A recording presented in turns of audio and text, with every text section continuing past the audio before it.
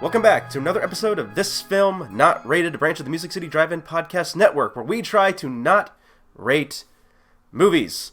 Now, the world seems to think that there's an objective truth to a movie, as Twitter is constantly trying to remind us, and we're on a quest to prove them right or wrong? I don't know anymore. Point is that we have a gauntlet of 15 questions, and the point of the gauntlet is to try to answer each question as objectively as possible without giving any subjective binks. Moving my camera. Without giving any subjective binks. Without giving any subjective opinions. The second you give an objective opinion in the gauntlet, you're out, and we just talk freely about the movie and how we feel about it and what we think is going on. With that being said, today Eric is in the gauntlet, and what are we talking about today?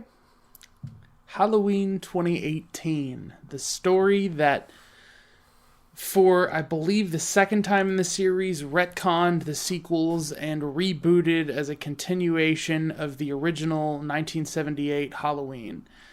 And this time, Michael Myers is back and free, and Laurie Strode comes back after the trauma she experienced 40 years ago and tries to protect her family from what she believes is the impending doom of the evil that is Michael Myers. Keeps messing with the camera. So that's Halloween.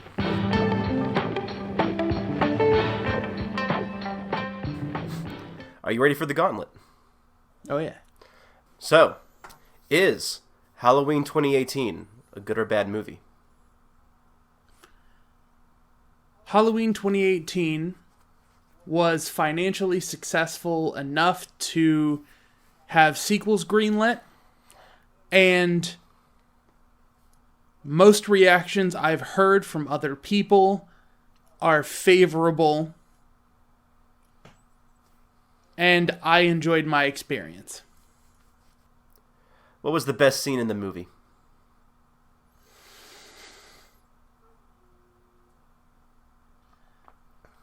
I will make an argument that the sequence that was promoted in the trailers when Michael Myers is in Haddonfield, okay, and a shot tracks continually through houses and back, I believe that this scene was used to promote the movie off of the belief that it would excite an audience, and is often referenced by other people as being something that is a reason they believe the movie is good. A lot of words there, but I don't think you said anything to trigger a buzz just yet. What should be cut from the movie?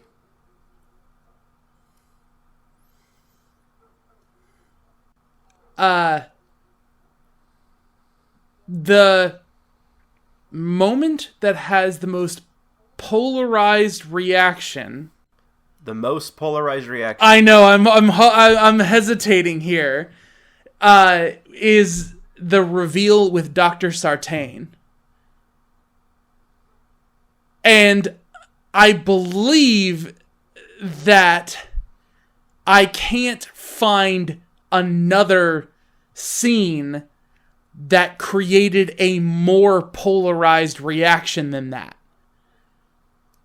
So, I know usually we say, like, there's going to be one person out of a million who might disagree with that. Mm-hmm. I'm sort of saying what should have been cut was some of the material around Dr. Sartain, so you can buzz me. There we go. I made it to question 3. Hey, I'm usually out with question 1. I was game. I was game for this. Best actor. Some people talk about the twist with Judy Greer, but almost all of the discourse of the performances come from the new actor playing Michael Myers and Jamie Lee Curtis's turn having to portray that trauma. Yeah. Worst actor, again, came back to Dr. Sartain having to pull off that sequence. Yeah. But also at the same time, there's so many worst actors where I thought I might have actually gone out because there are so many intentionally disposable characters. Or just... It's hard to gauge. Intentionally disposable or intentionally written bad so you don't feel sorry for them. Like the boyfriend. Well, I that's why I went with disposable. Like, if I was trying to stay objective, like to be like bad people, kind of, but like, do they do a good job of doing that or not? I don't know. It's fine. So, so hey, big mystery. Why did we want to watch Halloween 2018? Gee, it couldn't possibly be because Halloween Ends is about to come out in 2 weeks. Yeah, I don't envy you having to do Halloween Kills in the Gauntlet next week. I'm going to be out with question 1 again.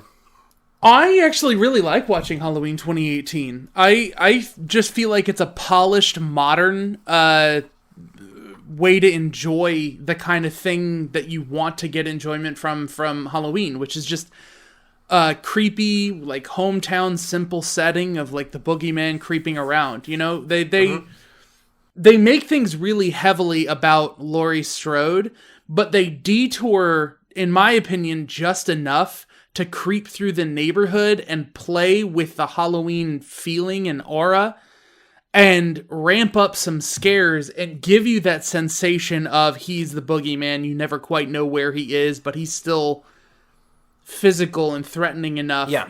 There's a lot of weird relationships in my head between this trilogy it's going to be and the Star Wars sequel trilogy, where The Force Awakens I thought was a good showcase of someone proving they understand the merits of the original and trying to do some new things with it.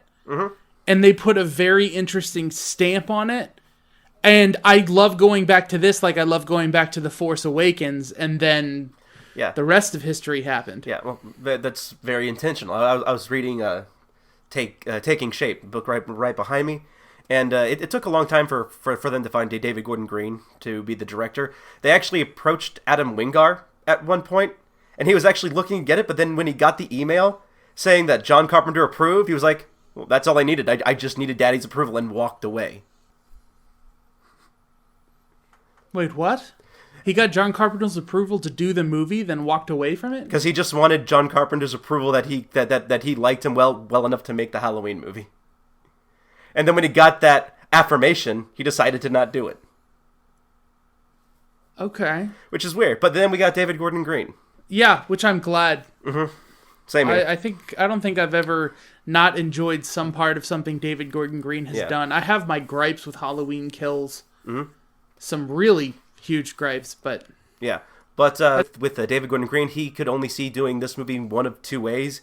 Either a retelling of the origin story, but we already have Rob Zombie's Halloween for that one, or something that pays homage to the original film, a la The Force Awakens, as you just mentioned. But in order to do that, they would need Jamie Lee Curtis to come back and play Laurie Strode, who, like John Carpenter, was hard to convince. So there was just a whole lot of unknowns when it came to making this film. Not to mention this thing's been in production hell since before Rob Zombie's Halloween 2. This thing was in production while that one was filming. It just got It just got canceled and renamed many times over. At first, it was going to be Halloween 3. Then it got changed to Halloween Returns, which got which got scrapped, I think, somewhere in the 2010s, and then eventually got picked up to do this. And the reason why it's just called Halloween, as opposed to a lot of people going with they couldn't come up with anything creative other than just Halloween, because that's the Hollywood trope. It was because David Gordon Green didn't want people to think that they had to go back and watch the other movies to watch this one, because it's just a fresh start. Yeah, I still don't know how I feel about that argument. I still stand by the choice to make Laurie Strode... I mean, it's a lot clearer in Halloween Kills why. You know, the reason why I keep bringing up Halloween Kills, and I know we're into the questions of what you like and dislike about the movie. Originally, the 1978 sequences that are put into Halloween Kills were planned for this movie.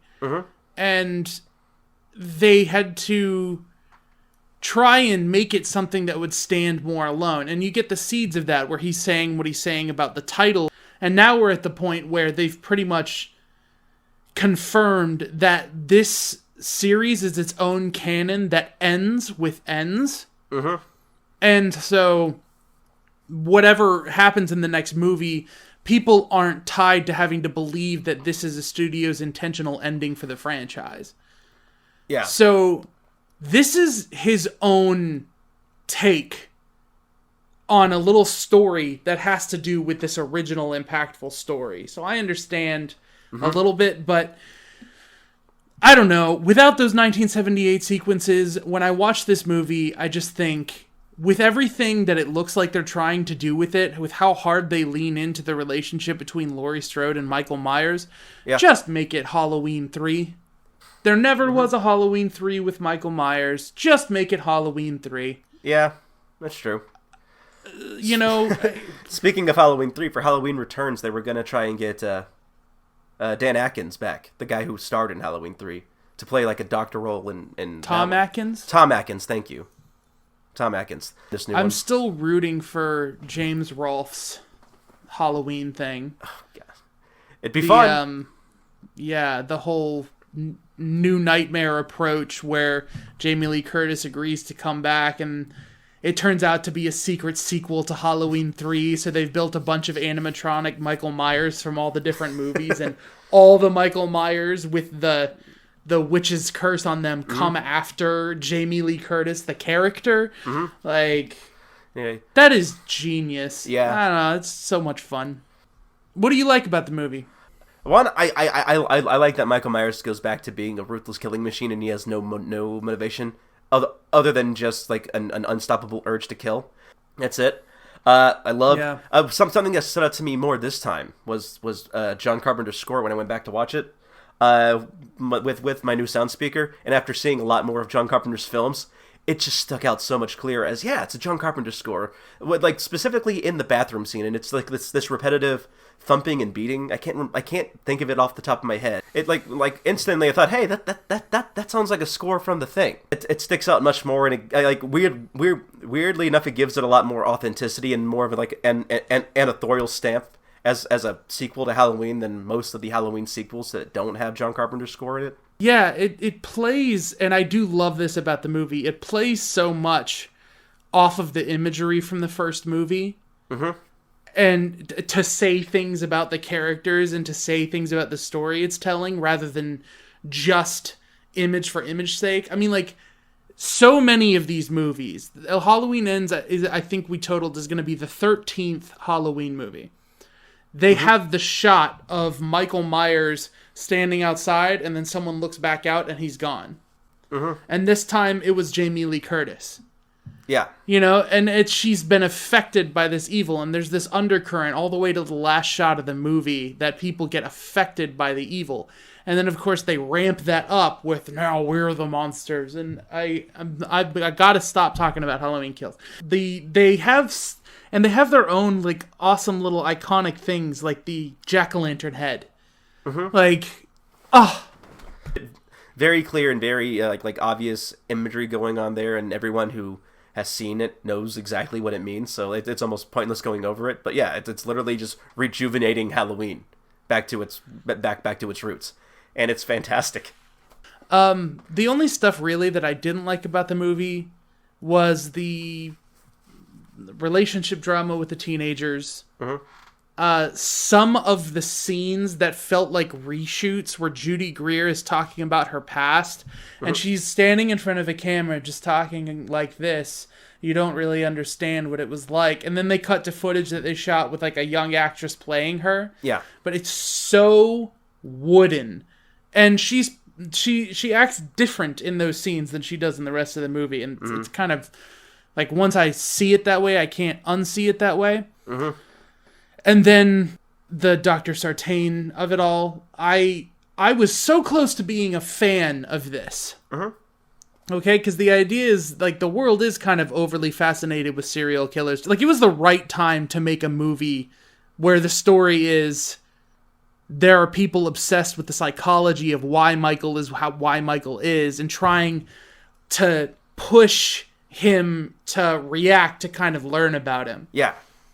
But this whole concept of like, oh, I got in to be his replacement psychologist for like a decade, and I'm just such a loyal person. I don't know. It's just weird. Mm-hmm. And then his death was like the weird, like his head was made of like a balloon. Of all the like really effective, horrifying sequences in the movie, that one was just like so, like, yeah, bizarre. What about you? What do you have gripes? Gripes. Again, mostly the same thing. Yeah, Dr. Sartain. Not a bit. I like that he's not a replacement for Loomis, and I like the idea that they were going with him, where he's just kind of obsessed with why Michael is what he is. I think they took it a little bit too far, though. Where he's so obsessed with he's so obsessed with the concept he's turning himself. It's out of nowhere, almost. You can kind of put the pieces together if you're paying attention. Yeah, like he's the only survivor on the bus. You know, there's. It doesn't come out of nowhere on a rewatch. It doesn't take my ability to enjoy the movie away at all. I really love the twist with Judy Greer. She does a fantastic job with that. And like you said, the score for the movie is, oh my gosh, so good. Like, yeah, the costume design with Judy Greer's character is something that my brother Nick pointed out to me after a while. Is her mom put so much emphasis on Halloween and Michael Myers that by the time she's an adult, she's so fed up with it. In the movie, she's wearing a Christmas shirt, a Christmas sweater, completely skipping over Halloween. Which, nice little details like that you can see sprinkled out through everything in this film. Yeah, so many little details like that. The costumes that they choose for Halloween. And... the creativity of Michael Myers, with him carving out that police skull like a jack-o'-lantern just to scare Judy Greer's husband before he kills him. Like, you see bits and pieces of that in Halloween, in John Carpenter's Halloween. They ramped it up here a nice bit. Yeah, the idea always kind of it has been there that when people aren't watching Michael, he's like dragging bodies around and doing little creepy artistic show things, like cramming someone in a closet so that when Laurie opens a door, it's like the head is turned and staring out at her, and like he's sadistic dude. What would make you go back to watch this again? Honestly, it depends on Halloween Ends. But I watch 4, 5, and 6 as a trilogy. Yeah. So I can see myself having no problem doing this, but I know I'm definitely going to go back to rewatch this to edit Halloween Kills and Halloween Ends into 2 movies that function as a trilogy with the first one. I think for me, no matter how Halloween ends, this one is just such a good standalone film. It ends very ambiguously. Like at the end of the credits, you get the Michael Myers breathing thing as the little hint that maybe he's still alive. It doesn't hold too much on much of anything, and it's just it's very quick. It's succinct. It's straight to the point. Nothing fancy. For being an hour and 45-minute movie, it's a fairly quick watch. Yep. So, like, just for all the reasons that I like the film, and that I can look at this out like separate from Halloween Kills or Halloween Halloween Ends. I can't see myself not going back to watch this, especially around Halloween time. And I always appreciate when one of these movies takes the impact of slasher movies just a little bit, not serious enough to kill the idea of the movies being fun, but just a little bit more seriously in the sense that you get the gravity and impact of what someone's doing. Yeah. Because it's so easy to end up in like Halloween 5 territory where everything is super campy and nothing feels like it has any consequence. But here they do the dinner scene in particular with Laurie Strode. Yeah. They do such a good job. And just the way she's sitting outside and they got whoever the actor was to complete that voice monologue of Loomis. Like he needs to die. Yeah. He needs to die. And she's sitting out there, and she's just, for her own mental health, making sure that nothing happened when he got on the bus. Like, and that opening where this is, I actually think, a deleted scene. Okay. But there's an opening where when she's loading and cleaning her guns, she turns one on herself, and then Michael is standing in her closet behind her. Mm. And then she doesn't do it. Yeah. And that image on its own is like just exactly why Halloween is so effective and creepy, and why those two characters have such an iconic relationship. Mm-hmm. So, regardless of whether they're brother and sister or not, which John Carpenter hates that came from his brain.